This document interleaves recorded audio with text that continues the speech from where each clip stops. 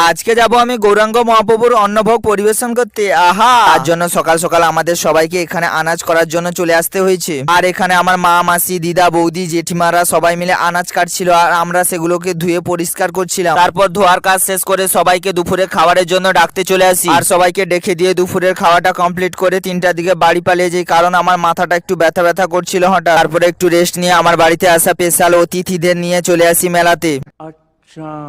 আর অতিথিরা মেলাতে এসে ফুচকা খাবে বলেছে, তো ফুচকা যদি না খায় আমার একেবারে মান সম্মান থাকবে না, তার জন্য একটু ফুচকা খাইয়ে দিলাম। ফুচকা খাওয়া কমপ্লিট করে তারপরে চলে আসি গৌরাঙ্গ মহাপ্রভুর কাছে। আর এখানে গৌরাঙ্গ মহাপ্রভুকে প্রণাম সেরে এখানে দধি নৃত্য দেখতে থেকে গেছে আর এখানে তারা খুব সুন্দরভাবে করছিল। আর দেখতে দেখতে তো ভুলে গেছি যে সেখানে আমি খাওয়া দিতে যাব বলেছিলাম, যে তারপরে তাড়াতাড়ি করে চলে আসি যেখানে খাওয়া দেওয়া হচ্ছিল। আর এখানে এসে দেখি যে লোক পুরো ভর্তি হয়ে গেছে। বাই দ্য ওয়ে, এখন গৌরাঙ্গ মহাপ্রভুর অন্নভোগ আমি সবাইকে দিতে থাকি। আর তোমরা এরকম মিনি ব্লগ দেখতে চ্যানেলটাকে সাবস্ক্রাইব করো। Tata, by.